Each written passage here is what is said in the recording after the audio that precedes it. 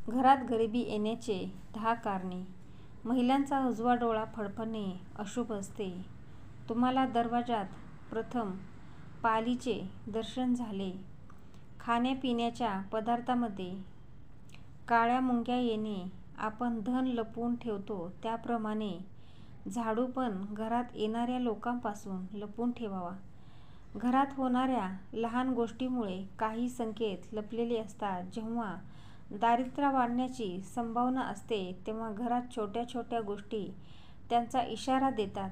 आज आपण जाणून घेऊया गरिबी वाढण्याचे कोणते संकेत तुम्हाला मिळू शकतात. घरात जर काही संकटे येणार असतील तर त्यांचा परिणाम सगळ्यात प्रथम घरात लपलेल्या तुळशीच्या झाडावर होतो. तुळशीचे झाड एकदम सुकून जाते, ज्यामुळे घरात संकट व दारिद्र्य येण्याचे संकेत मानले गेले आहे. खाण्यापिण्याच्या पदार्थांमध्ये काळ्या मुंग्या येणे हे तुमच्या पुढे येणाऱ्या वाईट वेळेचे संकेत असतात. कर्ज वाढते. झाडांना नियमित पाणी जरूर घाला, ती सुकू देऊ नका. घरात झाडू लक्ष्मी प्रतीक आहे, कारण झाडून दारिद्र्याला बाहेर काढते. त्यामुळे घरात सुखी समृद्धी व धनदौलत येते. झाडूवर कधीही पाय ठेवू नये, त्यामुळे लक्ष्मीचा अनादर होतो. पुढे जाण्याआधी कमेंट बॉक्समध्ये श्री स्वामी समर्थ जरूर लिहा. व्हिडिओला लाईक करा.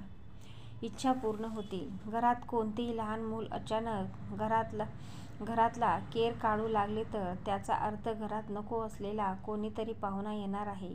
सूर्यास्तानंतर झाडू म्हणजेच केर काढू नये, कारण हे व्यक्तीच्या दुर्भाग्याला आमंत्रण देते. सकाळी नाश्ता करण्याच्या आधी झाडू जरूर मारा, हे शुभ असते. झाडू उलटा ठेवणे हे अपशकुन मानले गेले आहे. झाडू नेहमी आडवा जमिनीवर ठेवावा, कारण तो उलटा ठेवला तर घरात कलह होतो, घरात गरिबी येते. अंधार पडल्यावर केर काढू नये, त्यामुळे माता लक्ष्मी नाराज होते. घरातील कोणताही सदस्य बाहेर गेला तर लगेच केर काढू नये, काही वेळाने केर काढा. झाडू नेहमी लपवून ठेवा, कोणाची नजर त्यावर पडता कामा नये. जसे आपण धन लपवून ठेवतो त्याप्रमाणे झाडू पण घरात येणाऱ्या लोकांपासून लपवून ठेवावा. वास्तुविज्ञानानुसार जे लोक झाडूसाठी ठराविक स्थान बनवतात ते कुठेही ठेवतात, त्यांच्या घरात त्यांना आर्थिक तंगीचा सामना करावा लागतो. खर्च वाढतो. गायी किंवा कोणालाही प्राण्याला झाडूने मारून हाकलून लावू नये, त्यामुळे माता लक्ष्मी तुमच्या घरातून रुसून निघून जाते. ज्या घरामध्ये दूध उकळून सांडते त्या घरात अचानक पैशाचा खर्च वाढतो. घरातील लोक आजारी पडतात. बऱ्याच लोकांचे असे म्हणणे आहे की दूध उकळून सांडणे हे शुभ असते, पण मी त्यांना सांगते, तुम्ही नवीन घर घेतले असेल तर त्यांना आधीच पाल मारून पडली असेल तर घरात होम हवन करावे लागेल. जर तुम्ही असे केले नाही तर त्या घरातील व्यक्तीच्या प्रगती होणार नाही. नकळत पाल तुमच्या शरीराच्या कोणत्याही भागावर पडली तर येणाऱ्या काळाचे सूचक आहे. तुमच्या डोक्यावर जर पाल पडली तर ते शुभ आहे, धनलाभ होणार आहे, पण जर ती केसावर पडली तर ते चांगले नाही.